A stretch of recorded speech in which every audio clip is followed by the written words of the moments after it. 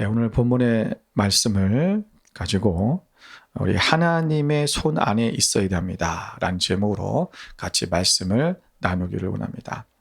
오늘 본문의 말씀의 배경이 되는 것은 오늘 18장 1절부터 4절까지에 나오는 말씀이죠.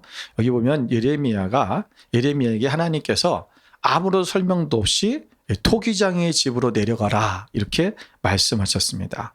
예레미야는 하나님께서 말씀하신 대로 그것이 무슨 의미인지 또 왜 그래야 되는지도 질문하지 않고 그는 곧바로 순종해서 토기장의 집에 갑니다.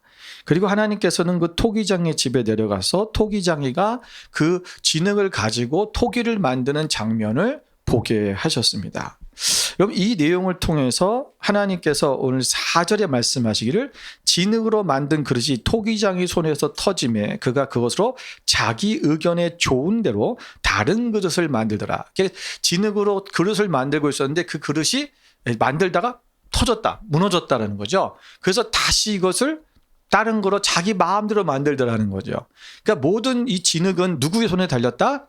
바로 이 토기장의 손에 달렸다라는 것을 말씀하고 있는 것입니다. 다시 말하면 우리가 알다시피 이 내용은 하나님은 온 세상의 주권자로서 마치 토기장이와 같이 이 토기에 대해서 자기가 행하듯이 국가나 민족을 세우거나 멸하실 수 있는 분이라는 것, 모든 주권이 하나님 앞에 있다라는 것을 말씀하고 있는 거죠.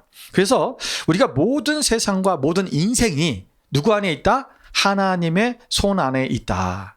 하나님의 손 안에서 하나님이 만드신 대로 하나님의 계획대로 또는 하나님의 의향대로 이것이 만들어진다라는 것을 말씀해 주고 있는 것이 바로 오늘 본문의 내용입니다.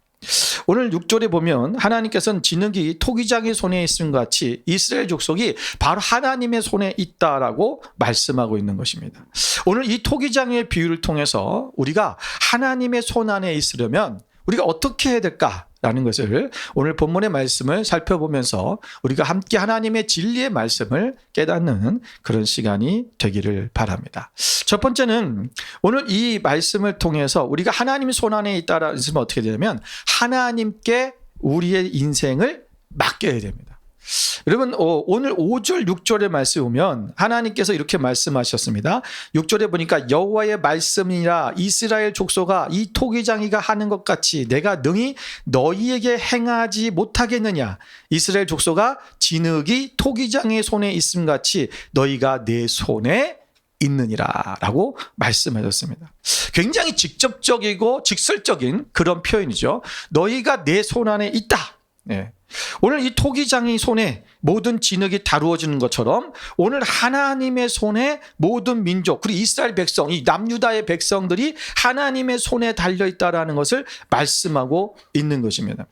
여러분, 이사야서 64장 8절에도 보면은 하나님께서 동일한 말씀을 하셨습니다. 같이 한번 읽어볼까요? 그러나 여호와여 이제 주는 우리 아버지시니다. 우리는 진흙이요 주는 토기장이시니 우리는 다 주의 손으로 지으신 것이니이다. 아멘. 여러분, 참 이 이사야서 64장 8절의 이 말씀은 우리의 특이한 부분이 있어요. 여러분, 그게 뭐냐 하면은 여러분 구약에서 잘 쓰지 않는 단어가 하나 있어요. 그게 뭡니까? 구약에서 쓰지 않는 단어가 있어요. 뭐라고 있는 거예요? 주는 우리 아버지시다. 여러분, 하나님이 우리 아버지시다는 표현을요 구약에서는 쓰질 않아요. 왜냐하면 하나님은 내가 왜 하나님의 자녀랑 난 하나님의 백성이고 하나님은 온전한 주권자시지 그분은 위대하신 분, 하나님의 이름도 감히 말할 수가 없었어요. 그래서 그런 세대인데 하나님이 내가 아버지다. 여러분, 예수님께서 하나님이 내 아버지다라고 한 바람에 십자가에 돌아가신 거예요. 그래서 이 아버지라는 표현을 이사야가 썼다라는 것입니다. 주는 우리의 아버지시다. 여러분, 자, 토기장이가 그의 손으로 토기 진흙을 가지고 만드는데 왜 여기서 하나님, 그냥 전능하신 하나님, 그 주권자 하나님, 엘로이 하나님, 뭐 이런 하나님을 얘기하지 아니하고 그냥 우리 아버지신 하나님을 얘기할까라는 거죠. 그건 뭐냐면 우리가 하나님께서 보세요. 여러분, 그냥 주권자이신 하나님이 우리를 토기장이시라면 우리를 만들 때 그냥 그분의 마음대로 그분이 원하는 대로 만들지만 아버지가 우리를 만들어 가실 때는 그 마음가짐이 다르다는 거예요. 무엇을 어떤 마음으로 만들까요? 사랑으로. 여러분, 아버지는 자녀에 대한 사랑이 아주 놀라운 거죠. 그래서 어떻게 하면 이 진흙을, 어떻게 하면 이것을 더 잘 만들까? 좋은 그릇이 되게 할까? 그것을 생각하며 만드는 거예요.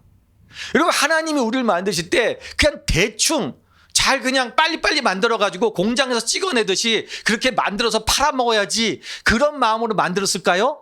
아니라는 거예요. 여러분, 하나님은 이 땅에 있는 많은 사람들이 있어요. 저 여러분의 모든 사람들이 있는데 그 사람들 만들 때마다 너무나 많은 사람들을 하나님이 만드니까 하나님이 대충대충 그렇게 하셨다는 것이 아니라는 거예요. 여러분, 하나님께서 아담을 창조하실 때, 하나님께서 진흙으로 아담을 만드셨을 때 어떤 마음으로 만드셨을까? 여러분, 그 아버지의 마음, 오늘 그 아버지가 오늘 우리를 만드신다. 이렇게 하시면 우리의 삶을 다듬으시고 오늘 우리를 만들고 계시다는 것을 말씀하고 있는 것입니다. 여러분, 지금 진흙이라고 하는 것은 토기장의 손에 있을 때 빚어지는 거죠.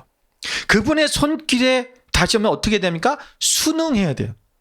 여러분, 진흙이 그 토기장이의 손길에 자신을 맡기지 않으면 토기장이가 원하는 대로 아름답게 만들어질 수가 없어요.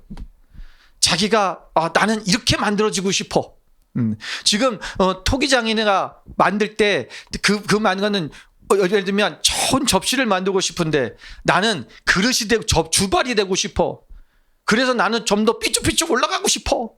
그러면 안 된다는 거죠. 그러면 좋은 그릇을 만들 수 없는. 다시 말하면 우리의 생각과 우리의 계력을 내려놓고 하나님이 인도하신 가운데 하나님이 우리를 이끌어 가시도록 그분께 나의 삶을 맡겨야 되는 것입니다. 우리의 교만한 마음을 내려놓고 하나님이 우리의 삶을 주관하신다는 그 사실을 인정하라는 거죠. 여러분, 진흙이 그렇게 하나님의 뜻에 순종하려면 어떻게 됩니까? 부드럽고 유연해야 됩니다. 모든 불순물이 제거돼야 돼요. 여러분, 흙이 이것이 잘 부드러워지려면 뭐해야 돼요? 불순물이 없어야 돼요. 혹시라도 진흙 안에 돌멩이라도 조그만 모래알이라도 들어있다면 어떻게 됩니까? 이 손이 쫙 물레를 돌리면서 이거를 만들 때 손에 걸려버리잖아요. 그러면 어떻게 돼요? 거기서 확 무너져 버려요. 터져 버리는 거예요. 그러니까 우리가 우리 안에 불순물들을 제거하고 하나님 앞에 나갈 때 부드럽고 유연해지면서 이것이 하나님의 뜻 안에서 아름답게 만들어지는 거예요. 그러니까 하나님은 아름답게 만들고 싶은데 우리 안에 이 더러운 것들, 불순물들이 있으면 이 그릇이 제대로 완성될 수 없다라는 것입니다.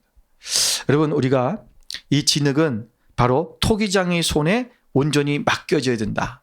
이건 또 어떤 의미입니까? 우리가 하나님께서 우리를 가장 잘 아시고 가장 좋은 길로 인도하신다는 신뢰가 필요한 거예요. 오늘 하나님이 나를 만드셨을 때 내가 어떻게 하나님께서 오늘 나를 만드시는데 하나님께서는 반드시 나를 좋은 그릇으로 만드실 것이다 라는 거죠. 이 신뢰가 있어야 된다는 거죠. 우리는 하나님께 내 인생을 맡긴다 그러면 우리 어떤 생각을 하냐면 항상 맡긴다 그러면 우리는 어떤 생각을 하냐면 하나님이 나를 선교사 시키지 않을까? 나를 목사시키지 않을까? 내가 평생 하나님 앞에 사역하는 사역자로 나를 부르실 것만 같은 불안감이 확 올라와요. 그래서 못 맡기는 거예요. 내가 하나님 앞에 내 인생을 맡긴다 그러면 하나님이 내가 가지고 있는 모든 재산을 하나님 앞에 다 바쳐라 이렇게 할 것 같은 갑자기 위기감이 오는 거죠. 그러니까 내 인생을 하나님 앞에 맡깁니다. 이거 못하는 거예요. 고백을 못하는 거예요. 고백을 못하는 것뿐만 아니라 우리가 하나님 앞에 나아가지 못하는 거죠. 누가 그랬습니까? 한 부자 청년이 그랬어요. 한 예수님께 찾아와서 내가 어떻게 하면 영생을 얻겠습니까? 라고 묻었어요. 그때 예수님께서 뭐라고 하셨어요? 너의 재물을 다 팔아서 가난한 자에게 나눠주고 너는 나를 따르라.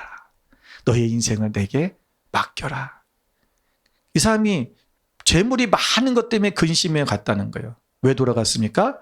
재물 나눠주는 게 아까워서 재물 나눠주는 게 싫어서일까요? 재물이 없으면 내가 어떻게 살까? 내가 돈이 없으면 어떻게 살까? 그것에 대한 걱정과 염려가 그의 마음속에 확 무게감으로 잡혀온 거예요.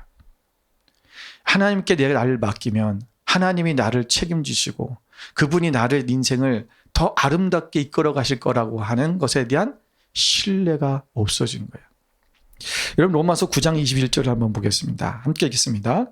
토기장이가 진흙 한 덩이로 하나는 귀히 쓸 것을 하나는 천히 쓸 그릇을 만들 고난이 없느냐. 여러분 이 말씀을 읽을 때 우리는 항상 어떤 것을 말씀해 있냐면 하나님께서 귀히 쓸 그릇과 천히 쓸 그릇을 만드는 것은 누구의 뜻에 있다? 하나님의 뜻에 있다라는 거예요. 그런데 여러분 우리가 하나님의 뜻 안에 하나님께서 원하는 대로 만드는 거예요. 우리는 여기서 이 말씀을 볼 때 제일 우리가 초점으로 우리가 보는 것, 우리가 관심 갖고 보는 단어가 뭐냐면 귀히 쓰인 것과 천히 쓰인 것이요. 그래서 우리는 하나님 나를 귀히 쓰게 해주세요 라고 그렇게 얘기합니다. 귀하게 쓰이는 그릇이 되게 해주십시오.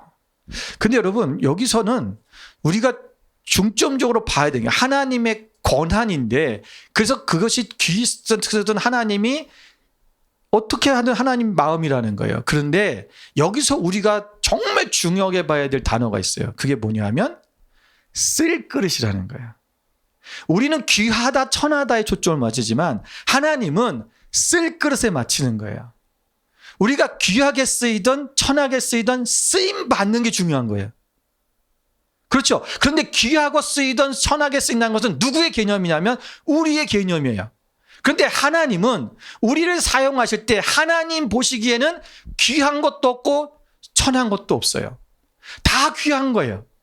우리 이 세상 살다 보면 우리가 천하고 귀하다라는 우리의 개념이 어떤 개념이에요? 우리의 인생에 살아가면서 물질적 관점 속에서 우리가 귀하다 천하다는 걸 말하는 거잖아요. 그렇잖아요. 내가 오늘 지식을 많이 쌓고 공부를 많이 해서 돈을 많이 번 사람은 귀하고 내가 그래서 또는 우리가 공부를 못하고 또는 돈도 없고 가난하게 살고 있으면 천한 겁니까? 아니에요. 하나님 앞에 쓰임 받는 것이 중요하다라는 거예요. 그러면 쓰임 받으면 그게 귀한 거예요. 오늘 쓰임 받는 글이 된다는 거 이게 중요하다는 거예요. 우리가 하나님을 신뢰하지 못하는 게 뭐냐면 이것 때문에 그래요. 귀히 쓰이냐 천하게 쓰이느냐. 그것에 따라서 나는 큰 교회 목사가 되면 귀히 쓰는 것 같고 작은 교회 목사가 되면 작게 쓰는 천하게 쓰이는 것처럼 생각한다는 거예요. 아니요. 우리가 하나님의 나라를 위해서 내가 지금 어떤 모습으로 쓰임을 받고 있는가. 여러분 각자가 크리스찬들이 오늘 말씀 안에서 내가 하나님 앞에 쓰임 받고 있느냐가 중요하다는 거예요. 내가 그것을 쓰임 받고 있느냐 아니면 내가 버림받고 있느냐. 예전에 저희 교회 저희 교회가 아니죠. 저희 집에 어떤 분이 그릇을 선물했어요. 내가 사진을 올린다는 걸 깜빡 잊어버렸네. 빌로이?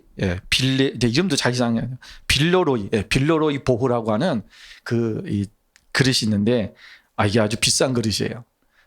당시에는 더 비쌌는데, 지금은 좀 시간이 오래 지났는지, 지금도 보니까 제가 인터넷 들어가 보니까 지금도 한 개당 100불씩 팔아요.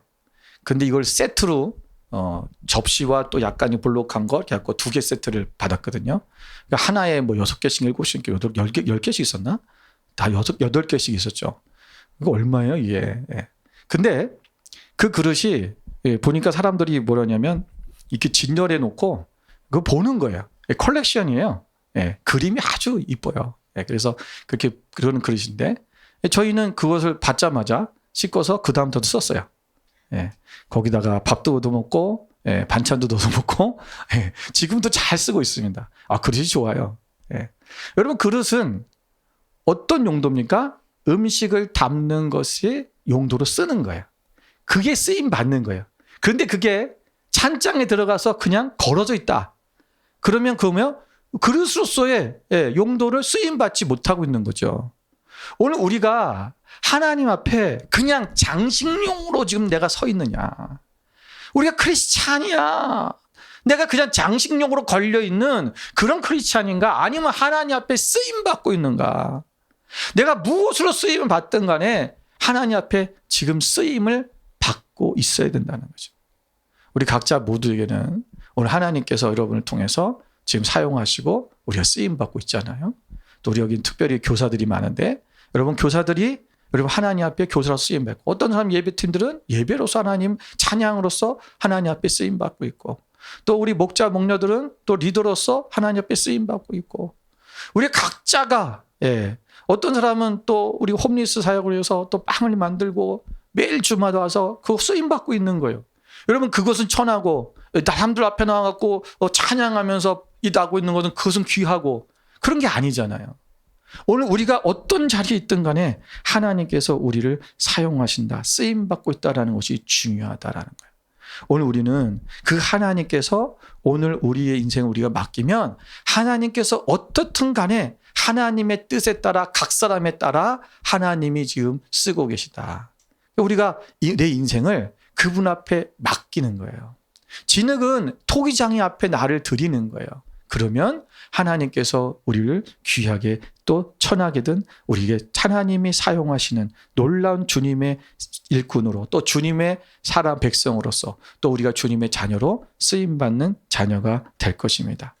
오늘 우리가 하나님 앞에 그러한 마음가짐을 가지고 주님 앞에 나의 인생을 맡겨야 됩니다. 두 번째는 우리가 회개할 때 하나님 손 안에 들어가는 것입니다. 여러분, 하나님께서는 우리가 죄를 지었을 때 벌을 주시고 심판만 하시는 분이 아닙니다. 여러분, 본문에 보면 11절에 이렇게 말씀하고 있습니다. 그러므로 이제 너는 유다 사람들과 예루살렘 주민들에게 말하여 이르기를 여호와의 말씀에 보라, 내가 너희에게 재앙을 내리며 계책을 세워 너희를 치려하노니 너희는 각기 악한 길에서 돌이키며 너희의 길과 행위를 아름답게 하라 하셨더라. 여러분, 하나님께서 지금 뭐 하시겠다고요? 너희에게 재앙을 내려주고 하나님께서 계책을 세워서 계획을 해서 너희를 지금 치료하고 있다라고 하는 하나님의 심판의 계획을 말씀하고 계시죠. 그죠? 여러분, 구약 성경을 잘 보면 하나님께서 이스라엘 백성들에게 어떤 재앙을 내리시거나 그들에게 멸망하게 되거나 뭐 어떤 전쟁에 의해서 무슨 문제가 생길 때마다 여러분, 하나님께서 미리 말씀하지 않은 적이 한 번도 없어요. 노아 홍수도 마찬가지예요. 하나님께서 노아에게 내가 이 땅을 멸하겠다라고 말씀하셨어요. 물로 심판하겠다. 그럼 노아가 그 얘기를 듣고 가만히 있었겠습니까? 여러분, 그가 다니면서 사람들에게 그 오랜 세월 동안 그 방주를 지으면서 여러분 그것을 얘기했을까요? 방주를 왜 산꼭대기에 지었을까요? 여러분, 물이 찰 때까지 기다리기 위해서? 아니에요. 여러분, 배이기 때문에, 방주기 때문에 바닥에 있던 산꼭대기에 있던 물이 참 아무 상관없는 거예요. 근데 왜 산꼭대기에다 지어요? 사람들이 보게 하는 거예요. 저게 뭐냐라는 거예요. 하나님의 메시지잖아요. 성경이 없잖아요. 그들이 선지자의 말 듣지 않잖아요. 그들이 그 배가 산 위에 세워지는 걸 볼 때마다 저게 뭘까? 왜 하는 걸까? 물어보게 돼 있고 생각하게 돼 있고 보게 돼 있는 거예요. 오늘 그걸 볼 때마다 하나님이 우리를 심판하신다 그랬다. 그 말씀을 듣게 하는 거였죠. 그 하나님 말씀하셨어요. 심지어 노아가 그 방주 안에 들어가 이 동물들을 집어넣을 때 하나님께서 뭐라고 말씀하셨어요? 7일 후면 비가 내릴 거라고 말씀하셨어요. 심판할 거다. 7일 후라고 하는 정확한 날짜까지도 말씀하셔요. 여러분, 이게 문자적으로 7일인지 상징적인 7일인지는 우리가 정확히는 알 수 없으나 그러나 하나님은 날짜를 말해줘요. 항상 하나님의 계획을 말씀해 주세요. 소돔과 고모라 멸망할 때 아브라함에게 말씀해 주셨어요. 여러분, 모든 나라가 지금 이스라엘이 북이스라엘 멸망할 때, 남유다가 멸망할 때 여러분, 하나님께서 이스라엘 백성들에게 선지자를 통해서 누누이 말씀하시는 거예요. 여러분, 선지자가 가장 활발하게 많은 선지자가 활동하고 또 이 선지자서가 많이 쓰여진 때가 언제인지 아십니까? 그게 남유다가 멸망할 때예요. 여러분, 하나님은 어떤 계획도 그냥 하지 않으시고 말씀해 주시고 그들을 심판하신 거. 왜? 그들이 돌이키고 회개하게 하기 위해서. 여기 본문의 말씀에 보면 하나님께서 이렇게 말씀하고 있습니다. 내가 너희를, 여기 보면 뽑아낸다. 여기 보면 어떤 민족이나 하나님께서 이들에게, 여기 보면 7절에 보시면 내가 어느 민족이나 국가를 뽑거나 부수거나 멸하려 할 때, 이런 표현이 나오죠. 이것은 무슨 얘기냐면 심판의 지금 대상으로 지목된 이 민족, 남유다의 민족이 오늘 얼마나 악이 극악한 당하는데 달했는지를 말씀해 주고 있는 거예요. 여러분, 그냥 내가 심판한다가 아니라 너희를 완전히 뽑고 부수고 멸하겠다. 그러니까 강력한 하나님의 그들이 얼마나 죄악이 극심했는지를 말씀해 주고 있고, 하나님은 그들에 대해서 얼마나 인내와 하나님이 기다리심이 있었는지를 말씀하고 있는 거예요. 반드시 내가 너희를 심판하겠다. 그런데 하나님께서는 그들이 그 악에서 돌이켜 회개하기만 하면 그 뜻을, 하나님의 뜻을 돌이키겠다라고 말씀하고 있는 것입니다. 여러분, 이것이 하나님의 은혜입니다. 이것이 바로 하나님의 사랑입니다. 정말 극악무독하고 우리가 정말 죽을 수밖에 없는 우리의 인생이, 정말 저 영원한 영벌 가운데 떨어질 수밖에 없는 인생이 하나님의 은혜로, 오늘 하나님의 참으심으로, 하나님의 그 사랑으로 우리가 다시 하나님 앞에 돌아갈 수 있는 길이 열렸다라는 것이죠. 여러분, 요엘서 2장 13절 말씀을 같이 한번 읽겠습니다. 함께 있습니다.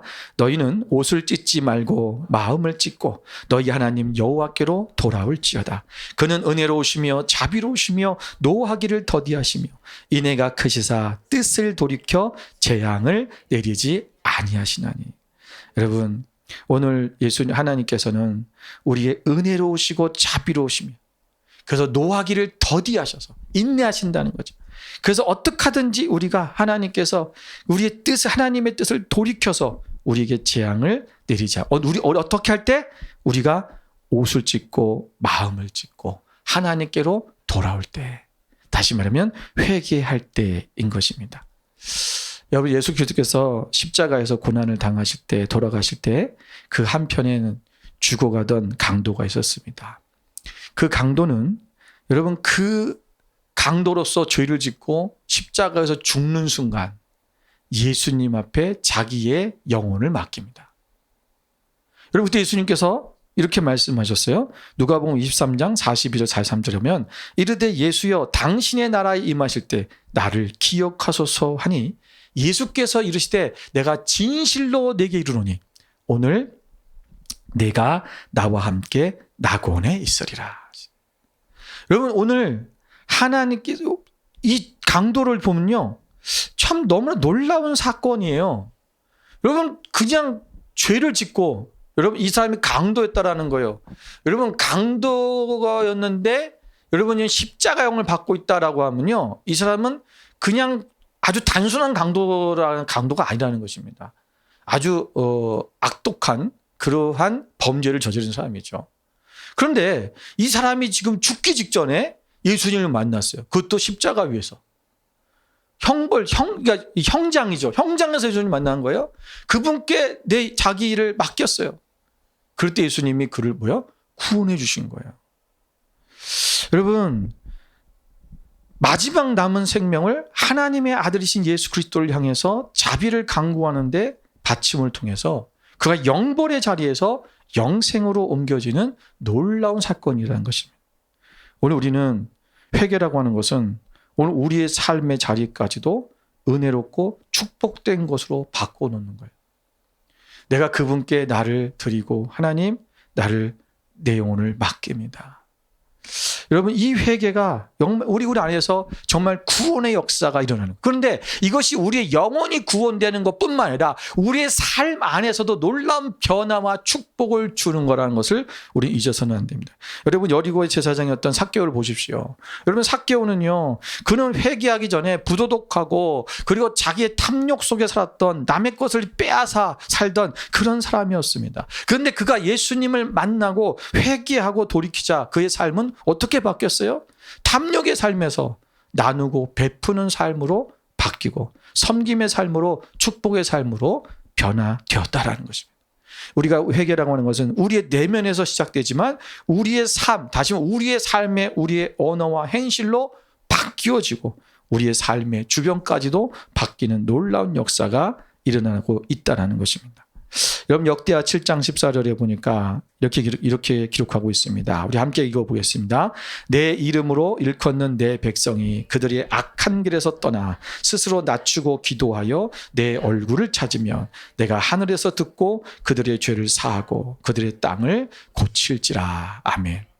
우리가 악한 길에서 떠나고 스스로 낮추고 기도하며 하나님의 얼굴을 찾으면, 여러분 보세요. 우리가 회개라고 하는 것은 일단은 악한 길에서 다시 떠나는 거죠. 거기서부터 우리가 하나님께로 다시 돌이키는데 그냥 하나님 악한 데서도 완전히 떠나야 돼요. 그리고 자신을 낮추고 하나님을 바라보고 하나님을 찾는 거예요. 그러면 하나님께서 우리의 죄를 용서하신다라고 말씀하고 있습니다. 여러분, 회개라고 하는 것은 우리가 하나님의 손 안으로 들어가는 문입니다. 우리가 주님께 나의 삶을 맡긴다는 것. 여러분, 죄가 무엇입니까? 주님 손 밖에 있는 것이 죄예요. 주님 손 밖에 있는 것, 내 계획대로 내 마음대로 내가 주인이 사는 것, 이것이 바로 죄라고 말씀을 드렸어요. 여러분, 우리가 그 죄의 일종이 하나죠. 우리가 그것이 하나님 안에서, 우리가 이제는 주님 안에 내가 들어가서 온전히 나의 죄를 고백하고 회개하고 하나님 앞에 나아가는, 그것이 우리가 진정한 하나님의 손 안에 들어가는 삶이라는 것을 잊어서는 안 될 것입니다. 마지막 세 번째는 진정한 소망은 하나님 안에만 있다는 것을 우리는 알아야 됩니다. 여러분, 11절 12절에 보면 하나님께서 경고하시는데 사람들은 이렇게 말씀하고 있습니다. 우리는 우리의 길을 가겠습니다. 12절에 이렇게 말씀하고 있어요. 그리고 우리는 우리의 계획대로 행하며 우리는 각기 악한 마음이 완악한 대로 행할 것입니다. 이거 뭐야? 내가 하고 싶은 대로 하겠습니다. 그 얘기예요. 여러분, 하나님의 말씀에 대해 귀를 막고 계속 자기들이 원하는 악한 길로 가겠다고 고집을 부리고 있는 거예요. 여러분, 이들이 이처럼 악을 고집하고 회개하지 않는 것은 뭐냐면 자신들의 미래가 하나님과 상관이 없다라는 거예요. 자신들의 진정한 소망은 하나님 안에서 발견할 수가 없다라고 하는 그런 이유예요. 자, 보세요. 여러분, 여기 보면 이는 헛되니, 12절에 보니까 이는 헛되니 뭐예요? 하나님이 말씀하시는 것이 헛되다라고 하는 거예요. 헛되다. 그건 뭐예요? 이 말을 우리가 원문에서 우리가 원어에서 보면 이것을 노아시라고 하는데, 노아시라는 말의 뜻이 뭐냐면 아무런 소망이 없다라는 뜻이에요. 그러니까 하나님은 아무런 소망이 없습니다, 이런 뜻이에요. 하나님의 말씀에 순종하는 것이 아무런 도움도 우리 삶에 되지 않고 우리의 미래에 아무런 유익도 되지 못한다라고 그들은 생각했던 것입니다. 그래서 그들은 죄악을 쫓는 것이고, 그리고 탐욕을 채우기 위해 물질적인 어떠한 형통과 또 다산을 통해서 많은 자녀를 낳는 것이 축복이라고 생각하고 그것을 약속하고 그것을 주겠다고 하는 누구를 찾아가는 거예요? 우상들을 찾아가고 우상 숭배를 하는 거예요. 그래서 그들의 미래가 여러분 밝아졌습니까? 아니죠. 남유다가 가장 번성한 때는 언제냐면 항상 우상을 타파하고 하나님께로 돌아갔을 때예요. 그들이 우상 숭배를 했을 때 그들의 나라는, 민족은, 또 그들 개인은 굉장히 어려운 가운데 처하게 되었습니다. 여러분, 누가복음에 나오는 우리가 아버지를 떠난 둘째 아들에 대한 이야기가 있죠. 이 아들이 자신에게 돌아올 유산을 아버지에게 미리 달라고 하고 그는 아버지를 떠났습니다. 그가 이처럼 아버지를 떠나 세상에 나갈 때 아마 이 아들은 장차 자신의 미래가 달콤한 인생의 즐거움을 가득할 것이라고 생각했을 것입니다. 그런데 여러분, 그가 진짜로 오늘 내 안에 뭐예요? 아버지 안에 지금 내가 소망이 없다라고 생각하는 거예요. 그러니까 내가 이 아버지를 떠나서 세상에 나가면 내가 뭔가 소망이 있을 것이다. 내가 이리 해서 내가 돈을 가지고 가서 내가 돈을 벌어서 나의 인생이 즐겁고 기쁨이 있고 뭔가 더 나은 삶을 살겠다라고 하는 그 엄청난 꿈을 가지고 떠났겠지요. 그가 그 길을 떠나서 다른 나라에 갔을 때, 먼 길을 떠났을 때 그것에서 그는 잠시 그런 기쁨과 행복을 맛보았는지 모르겠어요. 그러나 그것은 오래가지 못했죠. 여러분, 그는 정말 돼지가 먹는 쥐염 열매도 먹을 수 없는 그러한 아주 처절한 가난 속에 떨어지고 말았습니다. 불행이죠. 하나님을 버리고 떠난 세상의 것을 붙잡으려는 자들, 오늘 오직 거기에 소망이 있다고 믿는 사람들의 결과가 이 둘째 아들과 같은 거라는 것입니다. 오늘 우리의 소망은 오직 아버지 안에 있습니다. 하나님만이 우리의 소망이십니다. 우리는 그분께 우리의 삶을 맡기고 그분을 바라보고 그분 안으로 들어가는 그 삶이 우리 가운데 있어야 되는 거예요. 시편 146편 5절에 보면 시편 기자는 이렇게 고백하고 있습니다. 야곱의 하나님을 자기의 도움으로 삼으며 여호와 자기 하나님에게 자기의 소망을 두는 자는 복이 있도다. 하나님께 소망을 두는 자에게 복이 있다라는 거죠. 여러분, 하나님을 떠나서 허탄한 세상의 것에 마음을 두지 마시고 오직 하나님만을 우리의 소망으로 삼고 우리의 눈을 들어 소망 되신 하나님, 살아계신 그 하나님을 바라보며 우리가 하나님 앞에 살아가는 우리의 믿음의 삶이 되시기를 주님의 이름으로 축원을 드립니다. 하나님의 손 안에 있다는 것은 우리의 미래가 그분의 계획 속에 있다는 것입니다. 우리의 미래가 하나님께 달려 있다는 사실을 우리는 알 때 우리는 두려움 대신 소망을 가질 수 있습니다. 사람들은 종종 자신의 미래를 위해 세상의 것들을 의지하지만 그러나 진정한 소망은 하나님의 손 안에서만 찾아볼 수 있다. 여러분, 하나님께 소망을 두는 것은 오늘 우리의 미래를 하나님의 계획에 맡기고 그분의 선하신 인도하심을 신뢰하는 것입니다.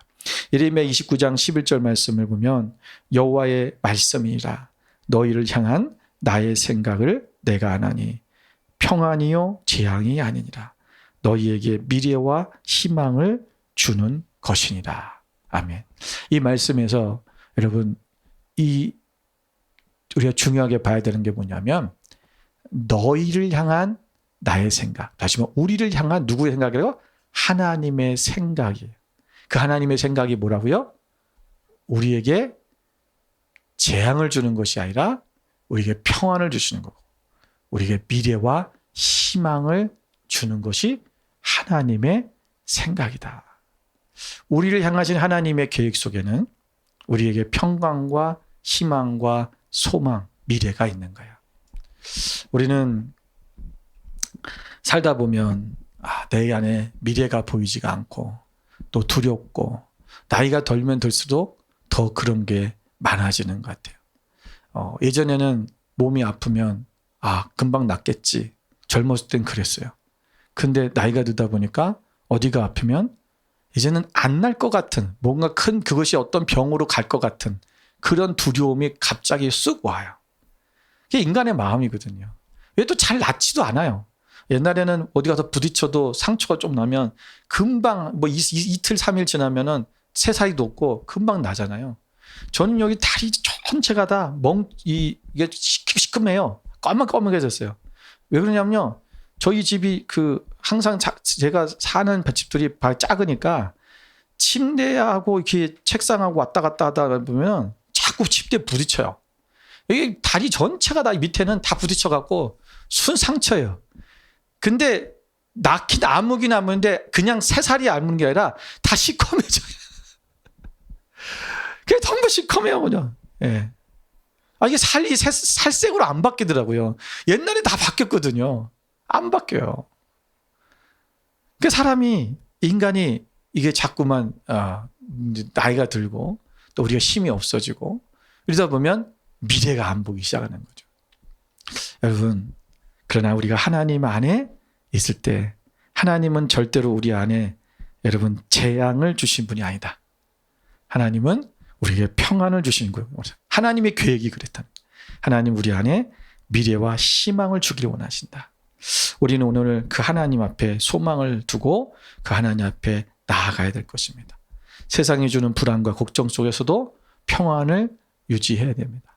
하나님이 주시는 그 기쁨 안에 우리가 살아가야 됩니다. 하나님이 나와 함께 하실 것입니다.